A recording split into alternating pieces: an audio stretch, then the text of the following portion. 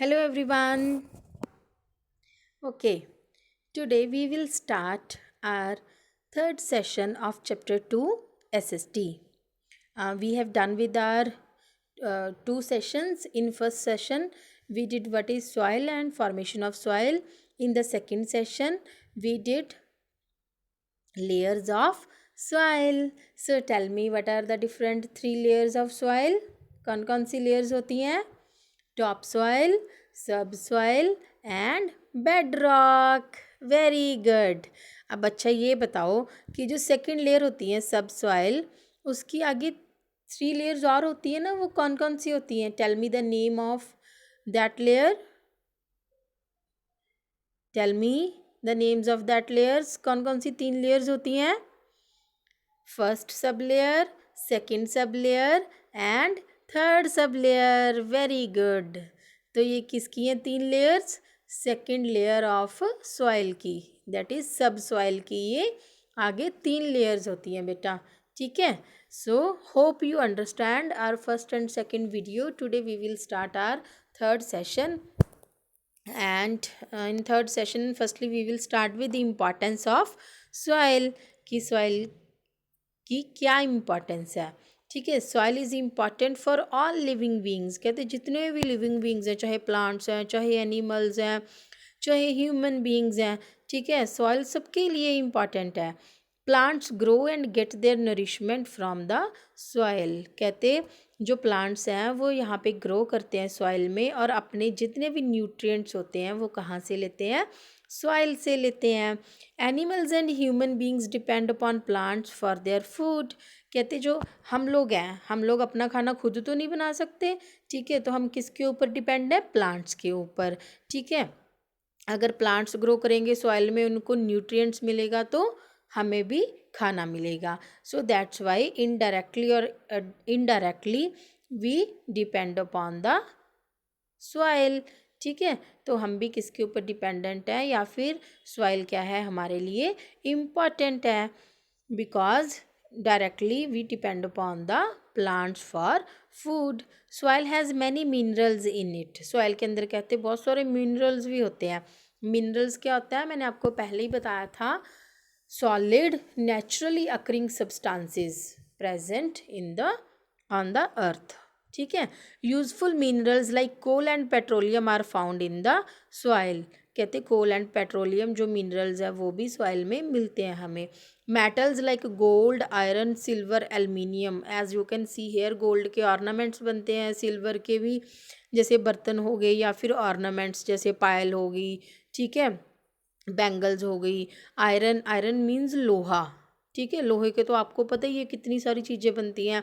Next is aluminium. जैसे aluminium foil हो गया हमारा, एल्युमिनियम के बर्तन भी होते हैं हमारे. तो ये सारे मेटल्स हमें कहाँ पे मिलती हैं? सॉइल में. सो this was the importance of soil. Now next is enriching the soil. Enriching the soil, what is the meaning of enriching the soil? कि सॉइल की मतलब जो क्वालिटी है, या फिर सॉइल की जो वैल्यू है, वो कैसे इंक्रीज़ होती है. ठीक है. सॉइल की जो क्वालिटी है बेटा. Rats, moles, rabbits. रैट्स तो आपको पता ही है किसको बोलते हैं. मोल्स क्या होते हैं? मोल्स भी एक स्मॉल मैमल है जिसकी बॉडी के ऊपर क्या होती है? डार्क वेलवेट कलर, वेलवेट होती है, फर होती है उसकी बॉडी के ऊपर. ठीक है. And it has very small eyes. और इसकी क्या होती है? स्मॉल, छोटी छोटी आइज़ होती हैं. और ये भी एक क्या है?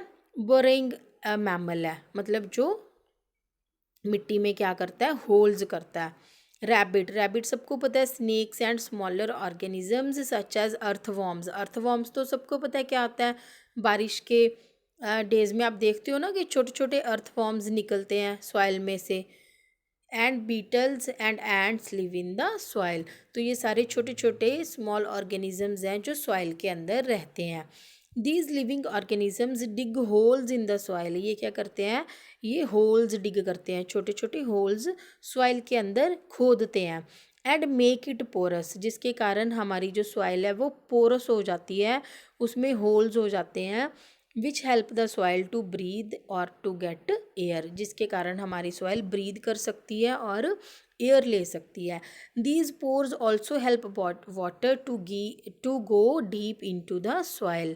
कहते इन पोर्स के कारण जो वाटर है वो भी सॉइल के नीचे तक जा सकता है। ठीक है, अगर ये होल्स ही ना होंगे तो फिर सॉइल नीचे जा पाएगा नहीं। ठीक है, कुछ एक मतलब क्या कह सकते हो आप, थोड़ी दूर जा सकता है soil without these holes. If these microorganism will dig holes then with the help of that holes water can go deep into the soil, तो वो काफ़ी नीचे तक जा सकता है water. The waste produced by these organisms also enriches the soil. कहते जो ये ऑर्गेनिजम्स वेस्ट प्रोड्यूस करते हैं उससे भी हमारे सॉइल की जो क्वालिटी है वो क्या होती है, इंक्रीज़ हो जाती है। कैसे? क्योंकि हमारी सॉइल उससे क्या बन जाती है, फर्टाइल बन जाती है। फर्टाइल मतलब उपजाऊ। तो जब हमारी सॉइल फर्टाइल बन जाती है तो then this helps farmers to grow healthier crops. तो वो वाली सॉइल फार्मर्स को किस चीज़ में हेल्प करती है, हेल्दी क्रॉप्स को ग्रो करने में। ठीक है, सो this was the enrichment of the soil. Now next is soil erosion.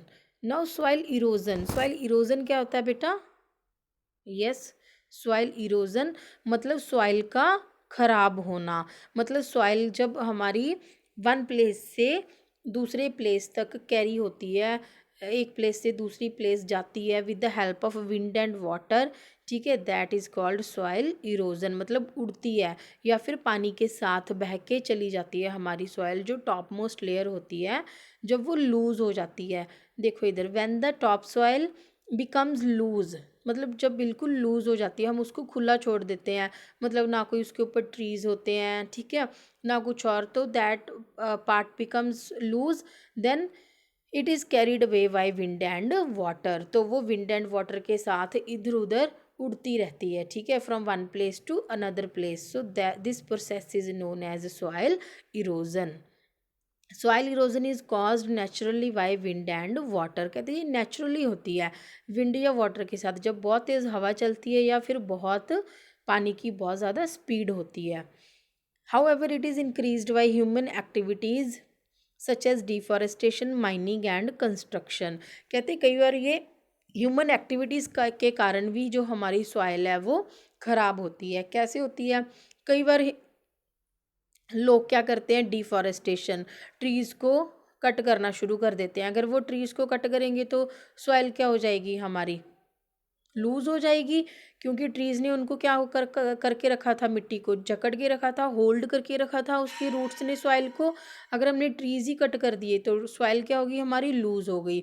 Then it can be carried away from one place to another with the help of wind and water.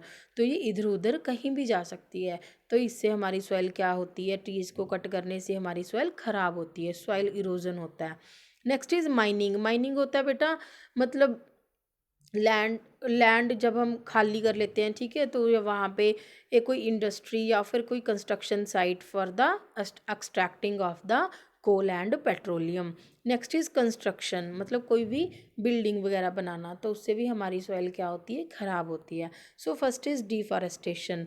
The process of cutting down trees is known as deforestation. कहते वो process जिसमें हम trees को cut करते हैं उसको हम क्या बोलते हैं, deforestation. Man needs wood for building houses to make furniture.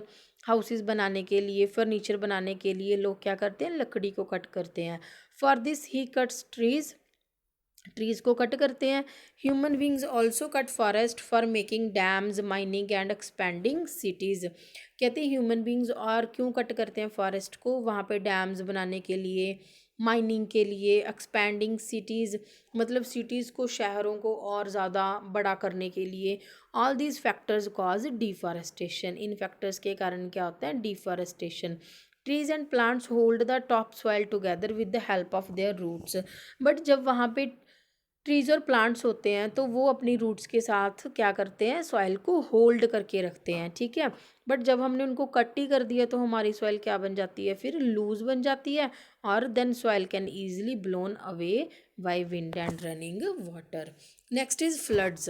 Floods क्या होता है, sometimes heavy rains cause the rivers to swell and overflow. कहते हैं कई बार जब हैवी रेन होती है तो रिवर्स ओवरफ्लो हो जाती हैं, बहुत ज़्यादा पानी भर जाता है, तो this is called a flood. तो वो सारा पानी कहाँ आ जाता है, बाहर की तरफ आ जाता है, तो उसको हम क्या बोलते हैं, flood. Flood water flows at a very great speed, बहुत ज़्यादा ग्रेट स्पीड से फ्लो करता है, therefore washes away the top soil.